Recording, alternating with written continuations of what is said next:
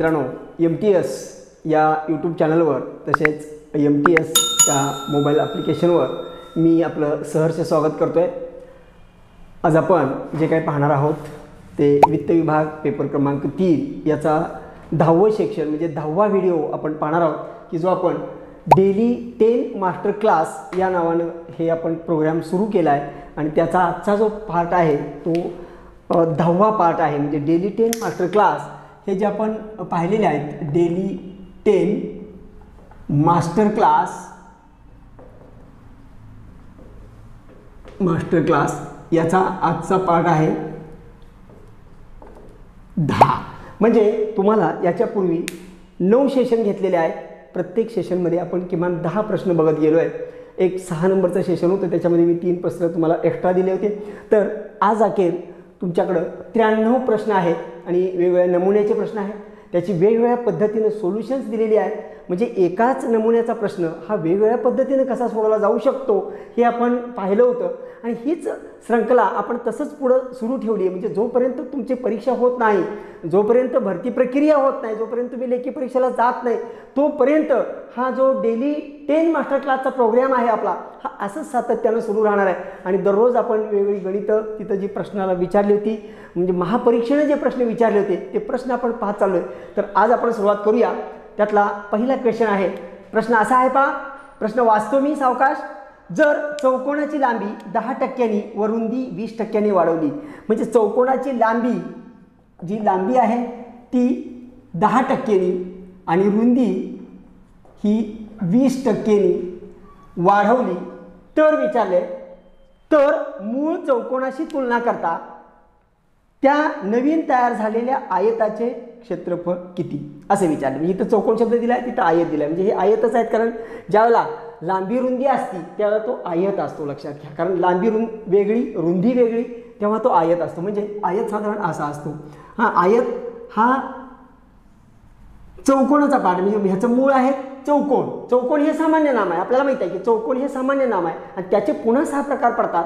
म्हणजे 4 बाजू आणि 4 कोण असले की त्याला आपण चौकोन म्हणतो। आणि चौकोनामध्ये मग आयत, चौरस, शंभू चौकोन, समांतरभुज चौकोन, पतंग हे त्याचे 6 प्रकार पडतात। पण ज्यावेळेला लांबी आणि रुंदी हा शब्द येतो त्यावेळेला तो आयत असतो, कारण आयताला लांबी रुंदी असते। आणि चौरस असेल तर त्याच्या सर्व बाजू समान असतात। आता प्रश्न काय दिलाय पहा, हा प्रश्न पटकन कसा सोडवायचा, प्रश्न जर समजला असेल तर आपण पटकन सोडवू शकतो। पण त्यासाठी फक्त आपल्याला एवढंच माहीत पाहिजे की आयताचं क्षेत्रफळ कसं काढतात। तर आयताचं क्षेत्रफळ कसं काढतात, तर त्यासाठी सूत्र आहे की आयताचे क्षेत्रफळ बरोबर लांबी गुणिले रुंदी। मग आता पहा मी प्रश्न कसा सोडतोय, पटकन आपल्याला सोडवायचा, म्हणजे तुम्हाला समजावून देण्यासाठी मी वेळ घालवतोय। पण हा प्रश्न वाचल्यानंतर प्रश्न प्रत्यक्ष सोडवायला आपल्याला जास्तीत जास्त 10 सेकंदाची आवश्यकता आहे। मग मी काय केलं, ह्याची जी पहिली लांबी होती ती मी 100 आहे असं समजलो आणि जी रुंदी आहे ती 50 आहे असं मी समजलो। म्हणजे हा पहिला की वाढ होण्यापूर्वी मग याचं क्षेत्रफळ किती असेल, आपल्याला माहिती आहे की आयताचे क्षेत्रफळ बरोबर लांबी गुणिले रुंदी आणि म्हणजे 100 गुणिले 50 हे त्याचं 5000 हे त्याचं क्षेत्रफळ मिळेल। कुठल्या आयताचं, की ज्याला आपण वाढवलेली नाही पहिली।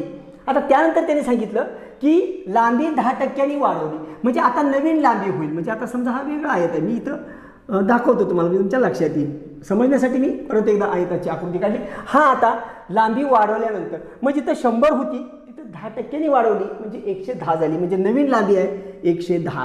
ह्याला एकक त्यांनी दिलेलं नाही, आपल्यालाही एककाची गरज नाही आहे, फक्त आपल्याला त्याचं वाढ काढायची आहे। क्षेत्रफळ किती टक्क्यांनी वाढलं एवढाच प्रश्न आहे आपला। मग आता ह्याची रुंदी वाढवली 20%, मग 50%चं 20 तोंडी काढायचं, 100ला 10 म्हणजे 100ला 10 आणि रुंदी दिली 20%नी वाढवायची। मग 20%चा अर्थ काय झाला, तर 100 असेल तर 20 वाढणार म्हणजे 120 होणार। मग 50 आहे, तुम्ही सूत्राने काढू शकता। म्हणजे 50चं 20% आपण असं काढतो, 50चं 20% म्हणजे ही 0ला 0 गेली, 5 दुणे 10, 10 वाढणार म्हणजे 50चं 60 होणार। म्हणजे आता रुंदी होणार ही 60 होणार। आता 60 रुंदी झाली आणि लांबी 110 झाली। आता आपल्याला काढायचं क्षेत्रफळ। मग आपल्याला माहिती आहे क्षेत्रफळ सूत्र काय आहे ते आताच आपण पाहिलं, म्हणजे 110 गुणिले 60 म्हणजे तुम्हाला मिळेल 11 गुणिले 6 म्हणजे 11×66 आणि ह्या 2 शून्य वरती। म्हणजे हे आहे पहिलं क्षेत्रफळ आणि हे आहे नवीन क्षेत्रफळ, हे नवीन आहे।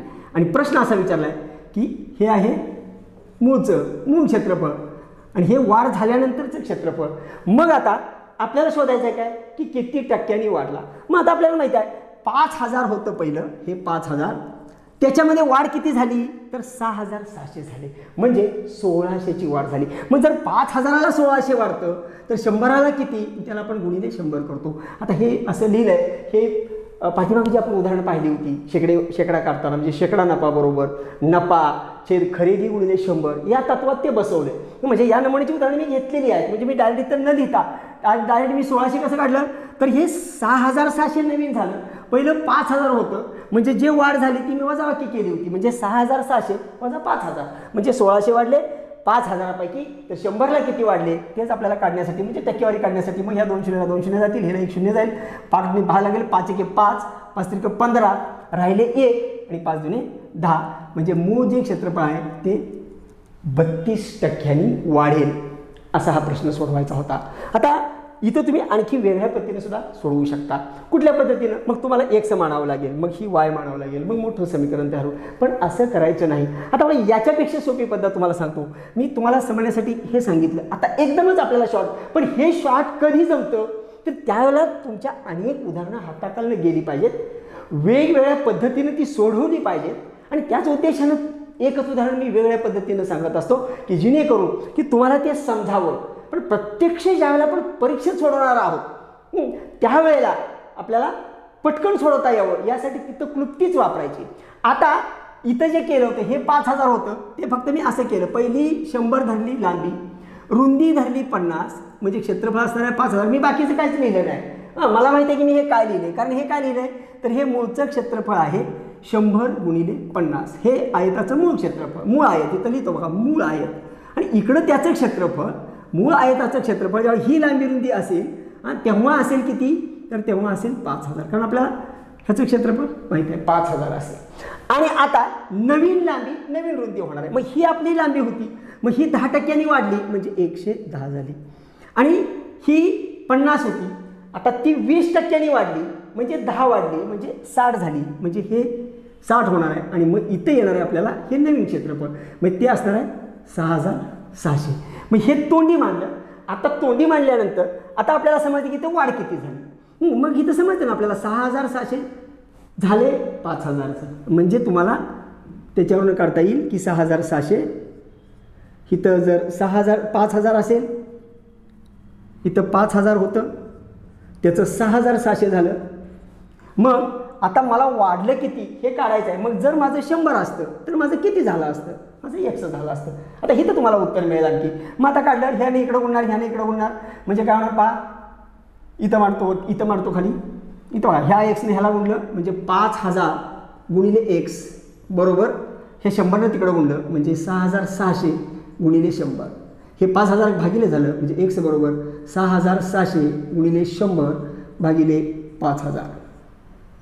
ह्या 2 शून्याला ह्या 2 गेल्या, हिला 1 शून्य गेली, 5 एके 5, इथं 5 एके 5, राहिले 1, 16 झाले, 5 त्रिक 15, राहिले 1 आणि 5 दुने 10, म्हणजे 100 जर असतं तरी 132 झालं असतं. मग वाढलं किती, वरचं 32 वाढलं, 100चं 132 झालं, म्हणजे 32% वाढलं. अशा पद्धतीनं उदाहरण तुम्हाला दोन्ही पद्धतीने सोडून दाखवण्याचा उद्देश हा होता की असं उदाहरण विचारलं जातं. म्हणजे तुम्हाला मग चौरस देतील, मग वर्तुळ देतील, त्याच्या वर्तुळाला काही लांबी रुंदी नसते तर वर्तुळाला त्रिज्या असते, मग त्याच्यामध्ये वाढ करून दिलं किंवा कमी करून दिलं तरीसुद्धा अशा पद्धतीनं उदाहरण सोडवायचं. याचं उत्तर असेल 32%. त्यानंतर पुढचा प्रश्न बघूया. तो प्रश्न आहे मालिका पूर्ण करा. बरेच प्रश्न आपण असे सोडवलेले आहेत. तर आता पहा हा प्रश्न कसा सोडवायचा आहे. मालिका दिलेली आहे त्यांनी आणि ती आपल्याला पूर्ण करायची आहे. तर मी लिहितो मालिका बोर्डवरती, ज्या संख्या दिलेल्या आहेत.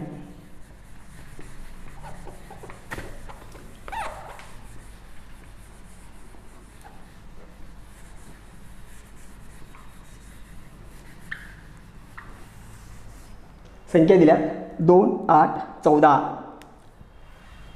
2, 8, 14 आणि डॅश डॅश 34. म्हणजे इथं आपल्याला किंमत भरायची आहे, मी तर चौपट करून ठेवतो, पण इथं आहे 34. तर इथं काय असेल हे आपल्याला शोधायचं आहे. आता पहा की हे कसं शोधायचं आहे. तर 2 आणि 8 मध्ये काय संबंध दिसतोय का वा, तर 2 मध्ये 6 मिळवलं तर 8 येते. मग तोच रिलेशन इथं आहे का? तर आहे. कारण का, जर 8 मध्ये 6 मिळवलं तर 14 येते. म्हणजे इथं मला समजलं की बाबा ह्याच्यामध्ये जर मी +6 केलं तर 8 येते. म्हणजे 2 मध्ये 6 केलं तर 8 येते. आता 8 मध्ये जर मी +6 केलं तर 14 येते. मग आता इथं जर मी 6 मिळवलं, पहा इथं जर मी 6 मिळवलं तर 6 आणि 14 20 येते. मग इथं 20 आलं, पुन्हा 6 मिळवलं तर 26 यायला पाहिजे होतं, पण 34 दिले. म्हणजे ही जी लिंक होती ती एवढ्यापुरतीच होती, इथं ती बसत नाही. आणि म्हणून मग आता वेगळा विचार करायचा. वेगळा विचार करताना नेमका काय विचार करायचा वेगळा, हा महत्त्वाचा मुद्दा आहे ना. आता मग यासाठी त्यांनी आपल्याला आधारासाठी म्हणजे प्रश्नाकडे कसं जायचं आहे यासाठी पर्याय दिलेले असतात. तर पर्याय टाकून नाही बघायचा आहे. कारण का, जर मी याच्यामध्ये 10 मिळवलं, पहा जर मी ह्या 14 मध्ये 10 मिळवलं तर इथं मला 24 मिळेल. आणि 24 मध्ये पुन्हा जर मी 10 मिळवलं तर 34 मिळेल. म्हणजे इथं 2 वेळा 6 मिळवलं होतं, तर आता इथं 2 वेळा 10 मिळवलं, म्हणजे माझी मालिका कंटिन्यू झाली. आता यासाठी मी पर्याय बघायचा असतात. म्हणजे आपण पर्याय बघायचे की पर्यायामध्ये तसं दिले 24, 22, 20, 18 असे पर्याय दिलेले आहेत. म्हणजे यातलाच कुठला तरी आकडा तिथं बसणार आहे.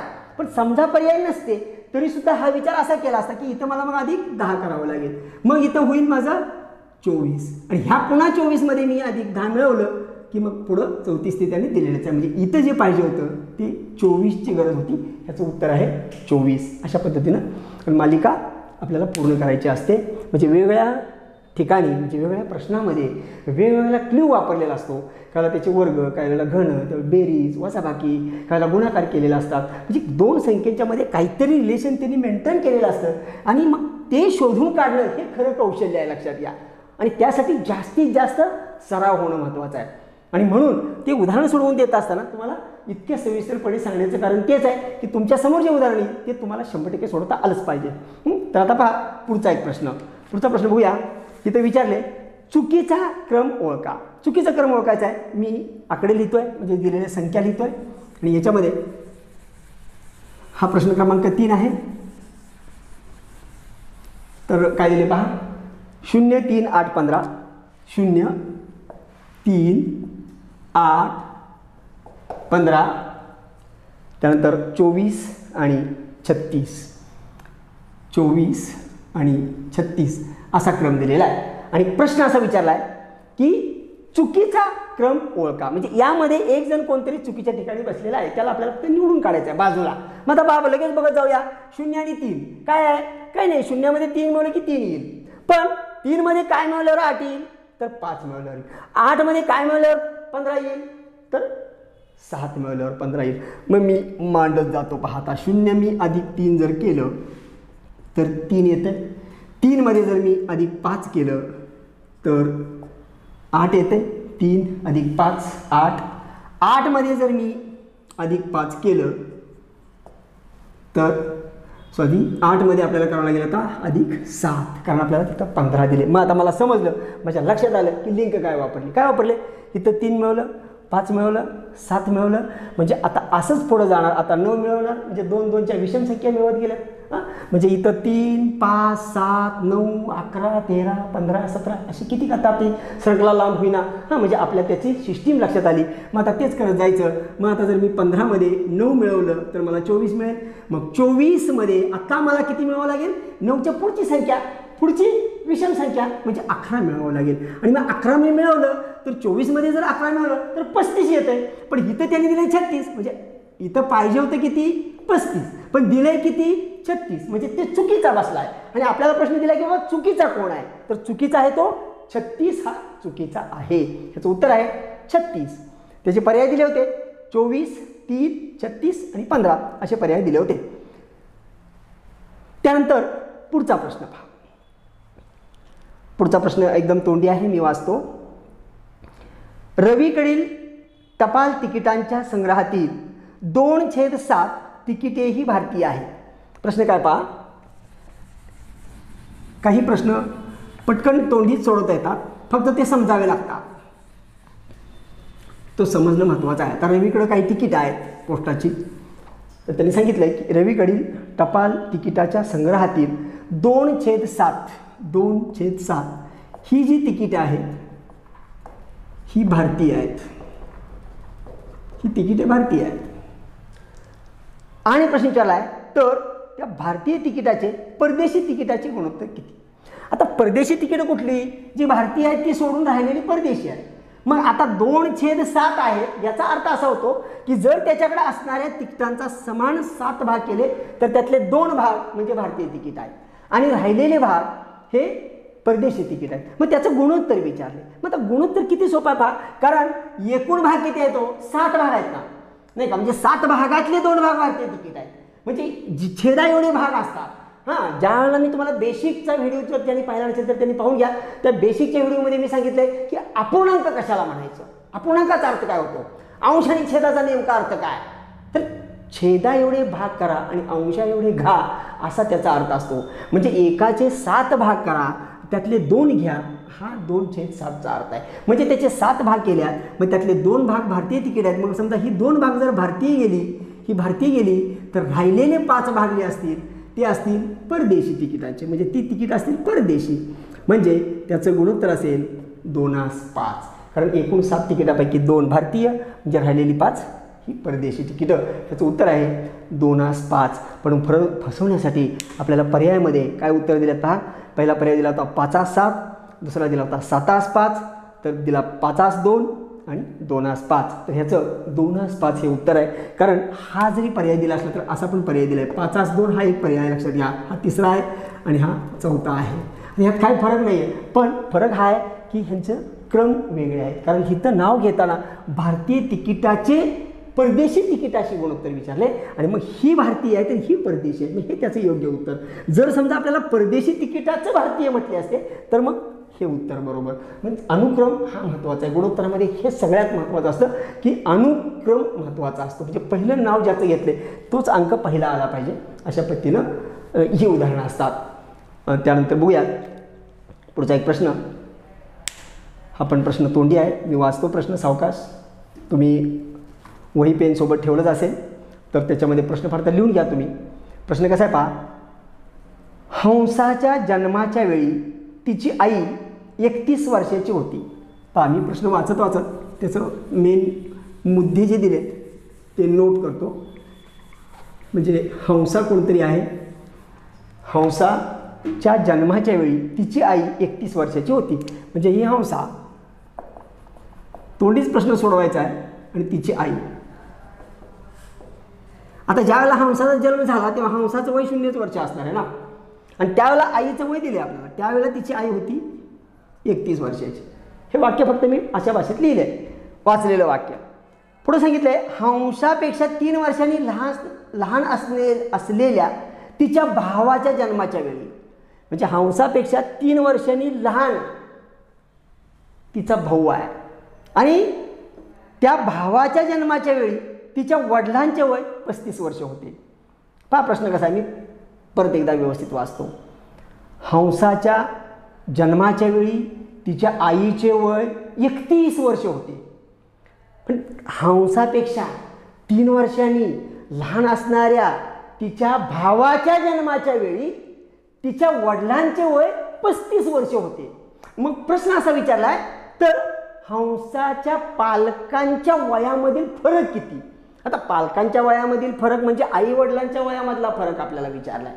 हां, मग प्रश्नाचा जर अर्थ आपल्याला समजला असेल, काही सोडवायचं नाही, तर काहीच कॅल्क्युलेशन करायचं नाही, कोणाला एक्स मानायचं नाही, काय गणिती पद्धत वापरायची नाही, काही नाही, फक्त आपला कॉमन सेन्स वापरायचा आहे. हां, मग आता ह्या जर मुद्दा समजला, हंसा जन्मली त्यावेळेला आई 31 वर्षाची होती, हंसाचा भाऊ जन्मला, हा तिचा भाऊ जन्मला असेल आणि त्यावेळेला इकडे वडील असतील, म्हणजे त्यावेळेला त्या जन्माच्या वेळेला वडिलांचं वय आपल्याला दिलेलं आहे प्रश्नामध्ये. आता त्यांनी सांगितलं की हंसापेक्षा 3 वर्षांनी लहान असणारा. मग आता हंसापेक्षा 3 वर्षांनी लहान आहे म्हणजे हंसाच्या जन्मानंतर 3 वर्षांनी तो जन्मला आहे, तिचा भाऊ, नाही का. त्याला आपण लहान म्हणणार ना, म्हणजे ह्या हंसा मोठी आहे त्याच्यापेक्षा. म्हणजे हा जेव्हा जन्मला त्यावेळेला ह्याचं वय किती असणार आहे, 3 वर्षाचा असणार आहे. आणि मग त्यावेळेला वडील किती होते तर ते त्यांनी सांगितलं 35 वर्षाचे होते. मग आता ज्या वेळेला हंसा 0 वर्षाची, आई 31 वर्षाची, ज्यावेळेला हंसाला भाऊ झाला तो 3 वर्षांनी झाला, म्हणजे 3 वर्षांनी म्हणजे आईचं पण वय 31चं 3 वर्ष वाढलं ना, म्हणजे आई झाली 34 वर्षाची, त्यावेळेला अधिक 3 वर्ष वाढले, म्हणजे ज्या वेळेला हंसाच्या भावाचा जन्म झाला त्यावेळेला आईचं वय हे 3 वर्षांनी वाढलं होतं. म्हणजे 31व्या वर्षी हंसा झाली तिला, 34व्या वर्षी तो हंसाचा भाव झाला म्हणजे मुलगा झाला. आता ज्यावेळेला आई 34 वर्षाची होती त्यावेळेला वडील होते 35 वर्षाचे. मग आपल्याला विचारते दोघांच्यातला फरक किती, मग फरक किती असेल तर 35 वजा 34 म्हणजे 1 वर्षाचा फरक असेल. म्हणजे पालकांच्या वयामधील फरक हा 1 वर्ष असेल, हे त्याचं उत्तर आहे. जरी उत्तर याचं बरोबर काढलं आपण, ते फरक 1 वर्ष आला, परंतु मगाशी बोलताना म्हणजे माझ्या ते लक्षात आलं, पण ते त्यावेळेला मी न थांबता तर म्हटलं अगोदर याचं उत्तर काढूया. कारण काही वेळेला काय होतं की मी लिहित असतो व्यवस्थित, पण म्हणताना कायला माझा शब्द पुढं मागं होतो. म्हणजे मला जर 21 म्हणायचं असेल तर मग मी लिहिताना ते बरोबर मी 21 लिहिलेलं असतं, पण कदाचित माझ्या तोंडातून मी तर 23 असं त्या फास्टमध्ये जातं. तुम्ही माझे पाठीमागचे व्हिडिओ पाहिले असेल तुमच्या लक्षात येईल की. तर इथं काय झालं की मी काय म्हणत होतो की हंसाचा जो भाऊ आहे तो 3 वर्षांनी तिच्यापेक्षा लहान आहे. म्हणजे ज्यावेळेला तिचा भाऊ जन्मला त्यावेळेला त्या भावाचं वय 0 वर्ष होतं आणि हंसाचं 3 होतं. ते मी चुकून काय म्हणालो की तिचा भाऊ 3 वर्षाचा होता, तर तो भाऊ नाही, तो भाऊ जन्मलाय. भाऊ ज्या वेळेला जन्मलाय तेव्हा वडील 35 वर्षाचे होते, त्यावेळेला हंसाचं वय 3 वर्ष होतं. म्हणजे माझं चुकून ते वाक्य गेलं की मी हंसाचं वय 3 म्हणण्याऐवजी भाऊ 3 वर्षाचा होता असं म्हणालो. भाऊ त्यावेळेला 0 वर्षाचा होता की त्यावेळेला वडिलांचं वय आपल्याला त्यांनी दिलं होतं. असं हे उदाहरण आहे. पण अशी उदाहरणं असतात, सोपी असतात, लक्षात घ्या. फक्त उदाहरण समजून घ्यायचं. आणि माझ्याकडून काही वेळेला तुम्हाला बोलत असताना एखादा शब्द असा जातो, पण तुम्ही लिहिलेलं किंवा उत्तर काढलेलं हे सगळं व्यवस्थित असतं. पण बोलण्याच्या ओघामध्ये किंवा जे काही ताण असतो किंवा जो काही वय आहे तर त्यामुळं एखादा शब्द पुढं मागं होतो आणि ते तुम्ही समजून घेतच आहात. आणि ते समजून घ्या. असं जे झालं होतं तिथं तसं समजा, म्हणजे तसं वाक्य कोणाच्या लक्षात आलं असेल तर ठीक आहे, पण माझ्या लक्षात आलं, मी पटकन तुम्हाला ते बोलून दाखवलं. काही जणांच्या लक्षात कदाचित ते आलंही नसेल की ते फास्टमध्ये पटकन ते वाक्य माझ्या तोंडातून गेलेलं आहे, परंतु ते तुम्हाला मी आता क्लिअर केलेलं आहे. तर आता बघूया आपण पुढचा प्रश्न बघूया, प्रश्न क्रमांक 6. आता हा प्रश्न कसा आहे पहा, एकदम सोपा प्रश्न आहे हा. तर एका विशिष्ट फळापैकी 25% सडकी फळी निघाली. म्हणजे काही फळे आहेत, म्हणजे किती आहेत ते त्यांनी सांगितलेलं नाही आहे, पण विशिष्ट फळे आहेत आणि त्याच्यामधली 25% ही सडकी निघाली, म्हणजे नासकी निघाली, खराब निघाली. त्याच्याशी आपल्याला काहीच देणे घेणं नाही, फक्त आपल्याला प्रश्न काय विचारला ते महत्त्वाचं. तर प्रश्न काय विचारला आहे तर सडक्या फळांची संख्या 45. तर फळांची एकूण संख्या किती, म्हणजे फळे किती होती माहीत नाही, 25% सडकी निघाली. पाहता प्रश्न समजून घ्या. 1 मिनिटात सुटतो मी, 1 मिनिट पण लागत नाही, समजावून सांगायला मला 1 मिनिट लागेल. हां, प्रश्न समजला का. तर 25% फळे सडकी, फळे किती माहीत नाही, पण सडकी किती ते त्यांनी दिले. किती तर 42. मग एकूण फळं किती. मग आता पहा, 100 जर असती तर त्यातली 25 सडकी, कारण 25%चा अर्थ आहे 100ला 25, म्हणजे 100रातील 25, ह्याचा अर्थ 25% झाला. फळे किती मला माहीत नाही, म्हणजे 100.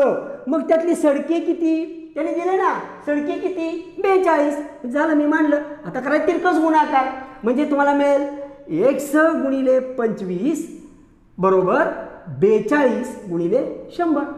आता 25 तिकडे जायला भागिले होईल, म्हणजे तुम्हाला मिळेल 100 बरोबर 42 गुणिले 100 भागिले 25. भाग लावा 25नी, 25 1 25, 25 चोक 100. आता फक्त 4नी आपल्याला 42ला गुणायचं आहे, म्हणजे 4 दुणे 8 आणि 4 चोक 16, म्हणजे 168 फळं असली पाहिजे. याचं उत्तर आहे 168.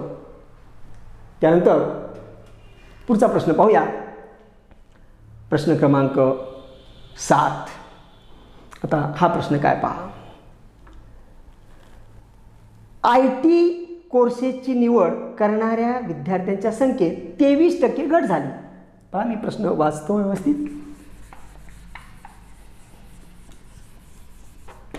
ह्या प्रश्नाबद्दल आणि एक सूचना तुम्हाला द्यायची आहे मला, म्हणजे हा प्रश्न डबल विचारला आहे. तर हा जो प्रश्न आहे असाच विचारला, फक्त इथं 42 दिलं होतं आणि तोच प्रश्न आणखी विचारला तर तिथं 45 फळांची संख्या दिली होती, त्यामुळे मी हा 42चा सोडवला, ते 45 घेऊन सोडवलं. म्हणजे ज्यांना कोणाला जर पेपर पाहायला मिळाला तर तुमच्या लक्षात येईल की हा प्रश्न डबल विचारला आहे. फक्त फरक एवढा केला आहे, 25% सडकी दिलेलीच आहे आणि 42 सडकी होती एका प्रश्नात दिले आणि दुसऱ्या प्रश्नात दिले ती 45 सडकी होती असं दिलंय, त्यामुळे त्याची वेगळी उत्तर येतात. पण मूळ प्रश्न हा असा आहे. त्यातला आपण 42 घेऊन सोडवला, म्हणजे ज्यांनी पेपर पाहिला त्याने सरांनी तो एकच सोडवला. तर असंच असल्यामुळे इथं फक्त 45 होतं, इथं 45 करायचं, गुणाकार करायचा. त्यामुळे तो प्रश्न मी ड्रॉप केला आहे. आता त्यात पुढचा प्रश्न असा आहे की IT कोर्सेसची निवड करणाऱ्या विद्यार्थ्यांच्या संख्येत 23% घट झाली, म्हणजे 23% घट. आता पहा हा प्रश्न, हा सुद्धा इझी प्रश्न आहे. म्हणजे महापरीक्षेने जास्तीत जास्त भर कशावर दिला आहे हे आपल्या लक्षात आता हळूहळू यायला लागले, लक्षात घ्या. मग आता 23% घट, 23% घट झाली. म्हणजे जे काही मुलं ॲडमिशन घेत होती IT कोर्ससाठी, ज्या मुलांनी प्रवेश घेत होती त्याच्यामध्ये घट झालेली आहे. आणि जर सध्या ही संख्या 1540 आहे, म्हणजे सध्या ही संख्या जी आहे, सध्याची संख्या 1540 आहे. बघा प्रश्न मी सावकाश वाचतोय म्हणजे जेणेकरून तुम्हाला लिहिता यावा. बघा IT कोर्सेसची निवड करणाऱ्या विद्यार्थ्यांच्या संख्येत 23% घट झाली. जर सध्या ही संख्या 1540 असेल तर IT कोर्सेस निवड करणाऱ्या विद्यार्थ्यांची मूळ संख्या किती?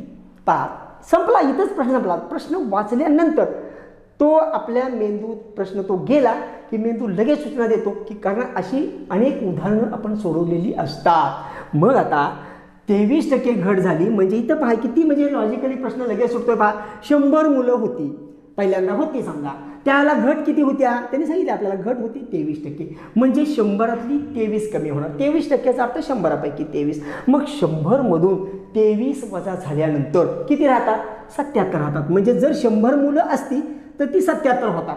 घट झाली ना प्रवेश घेण्यामध्ये. मग आता सांगितलं सध्या मुलं 1540 आहे, म्हणजे सध्या 1540 आहे, पण होती किती?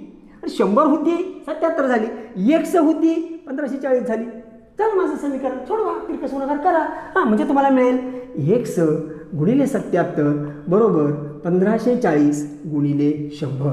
आता हे 77 तिकडे इथं गुणाकार वगैरे करायचं, 100 गुणायचं म्हणजे 2 शून्य आपल्याला फक्त द्यायचे असतात, पण काही गरज नाही, एकदाच कॅल्क्युलेशन करायचं. म्हणजे मी तर म्हणतो बा, म्हणजे 100 बरोबर हे 1540 गुणिले 100 आणि भागिले हे 77 गेलं भागिले झालं. आता आपल्याला पटकन लक्षात ठेवा 77 आहे, 154 आहे, 11च्या पड्यातल्या संख्येत 11ने भाग लागतो.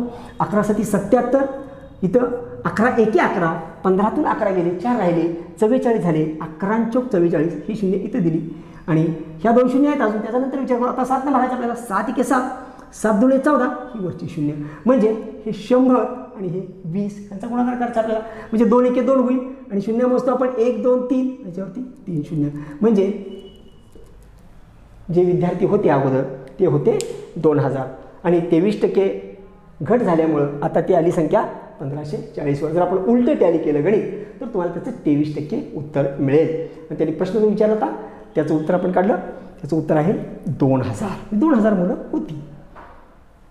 त्यानंतर पुढचा प्रश्न पहा. पुढचा प्रश्न असा आहे, मी माझ्या बचतीच्या 3/5 खर्च केला तरीही माझ्याकडे 2000 रुपये शिल्लक राहिले तर माझी बचत किती? असा प्रश्न विचारला. पाहता प्रश्न मी वाचतो व्यवस्थित, एकदा वाचलेलाच आहे. जी बचत आहे त्याची, तर त्या बचतीचा 2/5 भाग तो खर्च करतो. म्हणजे त्याने सांगितलं मी माझ्या बचतीचा 3/5 भाग आहे, 3/5 भाग खर्च केला असा प्रश्न आहे. म्हणजे 3/5 भाग खर्च केला तरीही माझ्याकडे 2000 रुपये शिल्लक राहिले तर माझी बचत किती? आता हे उदाहरण मी पर्याय वाचतो, पर्यावरण पण पटकन सोडत येतं, पण तरी पण मी तुम्हाला दोन्ही पद्धतीने सोडून दाखवतो. पर्यावरण तुम्ही टॅली करा, मी दुसरी पद्धत दाखवतो. एक पहा, एक पर्याय दिला आहे 6000 रुपये, पर्याय नंबर 2 दिला आहे 5000 रुपये, त्यानंतर पर्याय नंबर 3 दिला आहे 6000 आणि 3000 आणि 1000. 3000,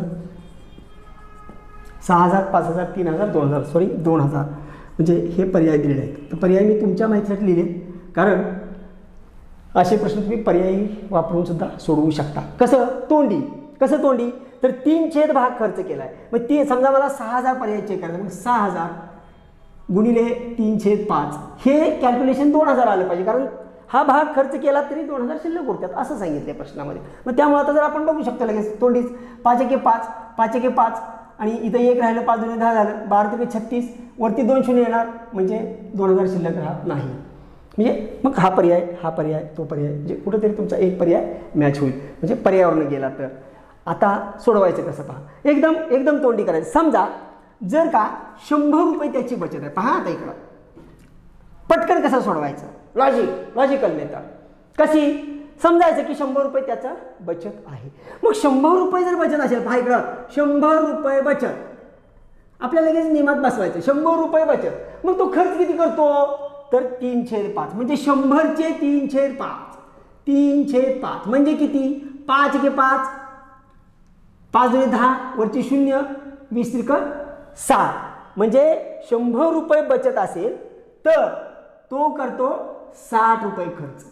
म्हणजे 60 रुपये खर्च करतो म्हणजे बचत किती राहते, बघा 60 रुपये हा खर्च करतो म्हणजे 100 रुपये बचत असेल तर त्यातले 60 रुपये खर्च करतो म्हणजे शिल्लक राहतात 40 रुपये. मग 100 रुपये जर बचत असेल, पहा आता संपलं उदाहरण, 100 रुपये जर बचत असेल तर शिल्लक किती राहतात 40 रुपये. मग आता मला काय सांगितले तर शिल्लक किती राहिले 2000 रुपये. मग बचत किती होती तर माहीत नाही मला, 100 होती. करा तिरकस गुणाकार म्हणजे तुम्हाला मिळेल 100 गुणिले 40 बरोबर 2000 गुणिले 100. 40 तिकडे गेले म्हणजे x बरोबर 2000 गुणिले 100 भागिले 40. ह्या शून्याला ही शून्य गेली, 4 भाग आला, 4 एके 4, 4 पंचे 20, 1 2 आणि ही 1 3 म्हणजे त्याची जी काही बचत होती ती 5000 रुपये होती. आता जर आम्ही पर्यावरण केलं असतं तर 5000 पर्याय जुळला असता. आमचा कसा जुळला असता पहा, आता इथं पर्याय आहेच तो. तर 5000 रुपये जर त्याची समजा बचत असती तर त्यातलं तो 3/5 भाग खर्च करतो म्हणजे 3/5 म्हणजे 3/5 भाग लावला, 5 एके 5, 5 एके 5, 1 2 हे 3 शून्य आणि हे 3 म्हणजे 3000 रुपये त्यानं खर्च केले. मग 3000 खर्च केले, शिल्लक किती राहिले 2000 राहिले. मग 2000 प्रश्नात दिले ना, त्यांनी सांगितलं ना की 2000 शिल्लक राहतात. म्हणजे तुम्ही पर्यावरण सोडवू शकता, कॉमन सेन्सनं सोडवू शकता. म्हणजे काही ठिकाणी पर्यायाचा आधार घेऊ शकतो आपण, काही ठिकाणी आपल्याला कॉमन सेन्स वापरायचा असतो, काही ठिकाणी सूत्र वापरावं लागतं. म्हणजे अशा पद्धतीनं हा सगळा गणिताचा बाजार आहे मित्रांनो. म्हणजे प्रत्येक उदाहरण कसं सोडवायचं हे त्या उदाहरणावरती अवलंबून आहे आणि त्यासाठी तुमच्या हातातून वेगवेगळे नमुने जावेत. हर एक नमुन्याचं उदाहरण तुम्हाला समजावं, ते वेगळ्या पद्धतीनं कसं सोडवता येईल यासाठी हा एवढा म्हणजे जो काही आम्ही पसारा तुमच्यासमोर मांडत आहोत. त्याचं कारण हे आहे की तुमचा मार्क्स जाऊ नये, एकही मार्क्स तुमचा गमावता कामा नये. उदाहरण कसंही येऊ द्या, प्रश्न कसाही फिरवू द्या आणि तो आपल्याला सोडवता आला पाहिजे. तर यानंतर पुढचं उदाहरण पाहूया आपण. हे पण तोंडी उदाहरण आहे तरी पण पहा, चक्रवाढ व्याजाचं उदाहरण आहे, मी लिहितोय वाचतोय. एक विशिष्ट रक्कम 2 वर्षासाठी 4% चक्रवाढ व्याजाने 10,816 रुपये होते तर मूळ रक्कम किती. पहा मी उदाहरण लिहितो बोर्डवरती. रक्कम दिलेली नाही, पाहता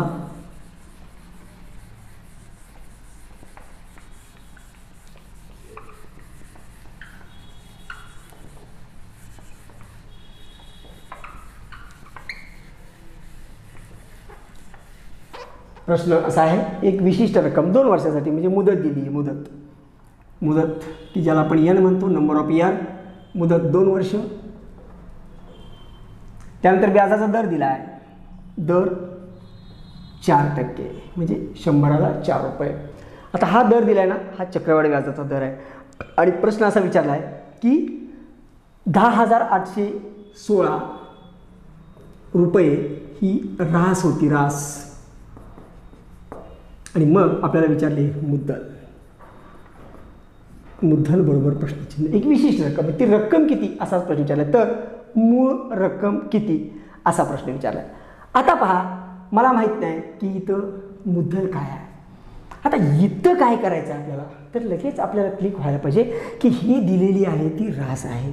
जर मी सूत्र वापरायला गेलो तर सूत्र आहे ए बरोबर, ए म्हणजे रास बरोबर P कंसात 1 अधिक R/100 कंसाचा n वा घात.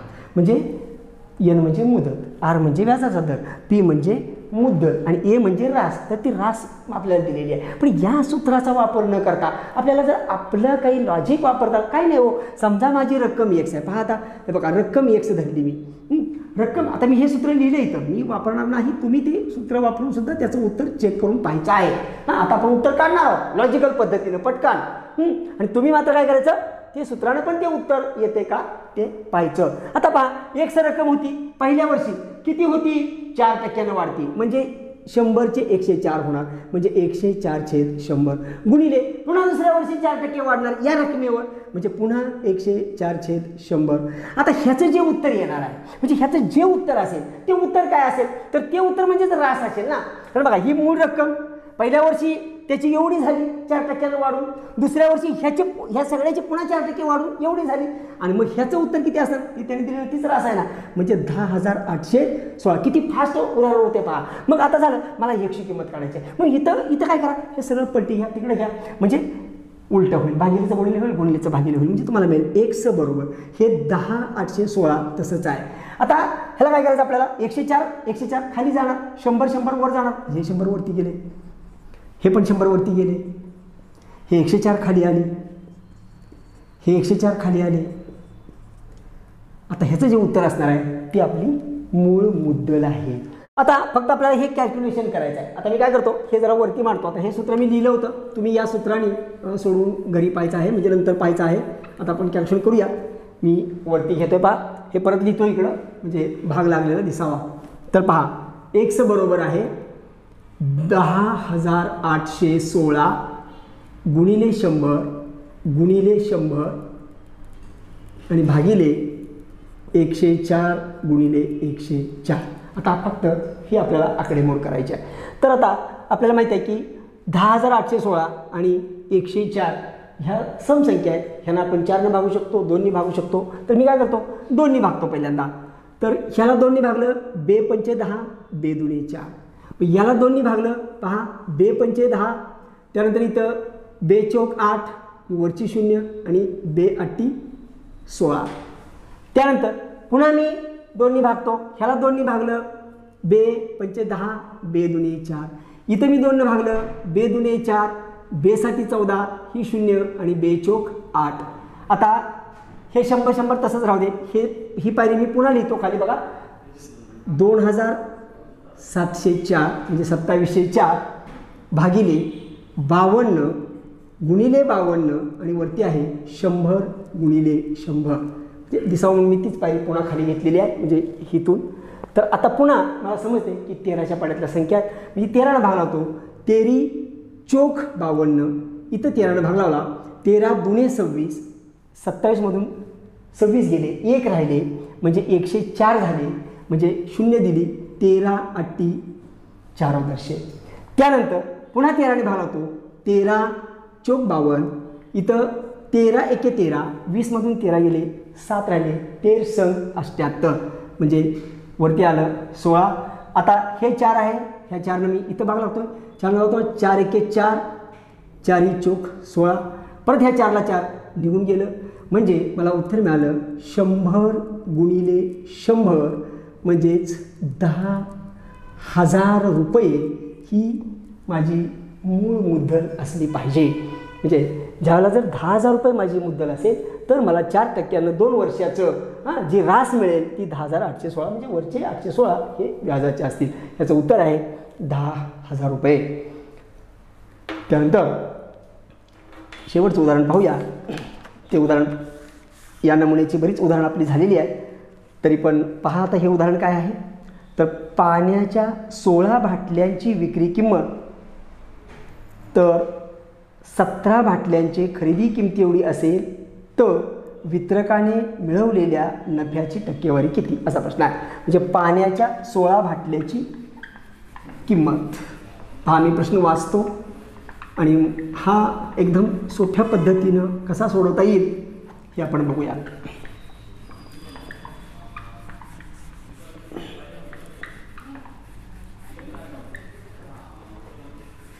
पहा प्रश्न कसा आहे. तर पाण्याच्या 16 बाटल्याची विक्री किंमत, म्हणजे 16 बाटल्या विक्री विक्रीची किंमत ही किती आहे तर 17 बाटल्यांच्या खरेदी एवढी आहे. म्हणजे ही विक्रीची किंमत आणि ह्यामध्ये तुम्ही 17 बाटल्या खरेदी आपण करू शकतो. म्हणजे 16 बाटल्या विकल्यानंतर 17 बाटल्या खरेदी करता येतात. तर प्रश्न विचारला आहे तर वितरकाने मिळवलेल्या नफ्याची टक्केवारी काय. पहा आता 16 बाटल्या विकता येतात 17 खरेदी केल्यावर. म्हणजे 16 बाटलीला एक बाटली फायद्यात आहे. म्हणजे नफा एक बाटली आहे कधी 16 बाटल्या विकल्यावर. मग जर का 16 बाटल्या म्हणजे 1/16 आपल्याकडे शेकडा नफा सूत्र आहे ना. शेकडा नफा बरोबर नफा म्हणजे एक बाटली नफा छेद खरेदी म्हणजे तेव्हाच्या 16 बाटल्या म्हणजे 16 बाटल्यावरती एक बाटली नफा आहे. मग 100ला किती नफा आहे गुणिले 100. मग कॅल्क्युलेशन केलं मी. हां आता सरळ आपण भाग लावू शकतो. 4 इथे 4 लावतो बघा खाली लिहितो परत गुणिले 100. 4 चौक 16 4 गुणे 8 4 पंचे 20 म्हणजे 25/4. आता पाहूया कारण पर्यायामध्ये पूर्णांकित अपूर्णांक दिला आहे. मग बघा 4 सबक 24 आणि राहिले 25 मधून 24 राहिले 1/4. याचं उत्तर आहे 6.1/4%. पर्याय दिले होते. पहिला पर्याय दिला आहे 2.1/4%. दुसरा पर्याय 6.1/4% की जे आपलं उत्तर आहे. त्यानंतर तिसरा पर्याय दिला होता 1.1/4% आणि चौथा पर्याय 8.1/4%. तर हे एक उदाहरणं ही अशा पद्धतीनं ह्याच्यावरती तुम्हाला प्रश्न असतात. महापरीक्षेनं जे काही प्रश्न विचारले होते किंवा जी त्यांची श्रृंखला आपण सुरू केलेली आहे तर त्याच्यातली आजची 10वी कडी म्हणजे 10वा व्हिडिओ आज आपण पाहिला. म्हणजे जवळपास तुमच्याकडं 103 उदाहरणं म्हणजे 103 इतकी उदाहरणं तुम्हाला मी सोडवून त्याचं व्यवस्थित विश्लेषण करून दिलेलं आहे. आणि त्याचं कारणही तुम्हाला मी वारंवार सांगत आलेलो आहे की आपली जी आता येणारी भरती आहे किंवा जी पोलीस भरतीचं आता ज्यावेळेला परीक्षा होईल म्हणजे 4 महिन्यांनी 6 महिन्यांनी जेव्हा होईल म्हणजे आता भरती ही होऊ घातली म्हणजे भरती होणारच आहे. तर तिथंपर्यंत हे सत्र आपण असंच सुरू ठेवायचं आहे. म्हणजे दररोज तुम्हाला एक 10 क्वेश्चन की जे महापरीक्षेत आलेले हे तुम्हाला या सेशनमध्ये किंवा या ह्याच्यामध्ये आपण घेणार आहोत. पण त्याच्या सोबतीला आपल्या MTS या यूट्यूब चॅनलवर अनेक व्हिडिओ आम्ही अपलोड केलेले आहेत. वेगवेगळ्या विषयांचे व्हिडिओ आहेत, बेसिकचे व्हिडिओ आहेत. तर तेही तुम्ही पाहून घ्या. त्याचबरोबर आपलं जे MTSचं मोबाईल ॲप्लिकेशन आहे ते तुम्ही डाउनलोड करून घ्या आणि त्याच्यामध्ये सुद्धा बराचसाच म्हणजे व्हिडिओ आम्ही दिलेले आहेत. म्हणजे अगदी बेसिकपासून ते ॲडव्हान्सपर्यंतचे प्रश्न, त्याची उत्तरं, त्याची सोडवण्याच्या पद्धती, अभ्यासाच्या पद्धती, त्या विषयासाठी असणारी उपलब्ध असणारी पुस्तकं किंवा कोणती पुस्तकं आपण वापरली पाहिजेत ह्या सगळ्यांची माहिती तुम्हाला MTSच्या ह्या यूट्यूब चॅनलवर पाहायला मिळेल. तर तुम्ही त्याचा लाभ घ्या आणि जे काही तुम्हाला बेसिकचे व्हिडिओ दिलेले आहेत ते बघून घ्या. म्हणजे काही मुलांच्या ज्या कमेंट्स यायला लागल्यात त्या कमेंट्समध्ये त्यांना अजून बेसिक जे कन्सेप्ट आहेत ते माहीत नाही असं दिसतंय आणि म्हणून त्यांच्यासाठी सूचना आहे की तुम्ही त्या बेसिकचे व्हिडिओ पाहून घ्या म्हणजे तुम्हाला सगळे मुद्दे क्लिअर होतील. तर आज आपण या ठिकाणी थांबणार आहोत. म्हणजे आता जे पुढचं जे सेशन असेल म्हणजे आपला जो डेली 10 मास्टर क्लासचा पुढचा जो भाग असेल म्हणजे 11वा तर तो आता इथं वित्त विभागाचे पेपर आता संपत आहेत. म्हणजे या ठिकाणी आपण जे वित्त विभागाचे 4 पेपर होते तर ते 4 पेपर म्हणजे वित्त विभाग पेपर क्रमांक 1, पेपर क्रमांक 2, पेपर क्रमांक 3 आणि पेपर क्रमांक 4 ते इथंपर्यंत संपलेले आहेत. आता आपण पुढचा पेपर पाहणार आहोत आणि तो पुढच्या सेशनमध्ये. तर तोपर्यंत आपण इथं थांबूयात. धन्यवाद.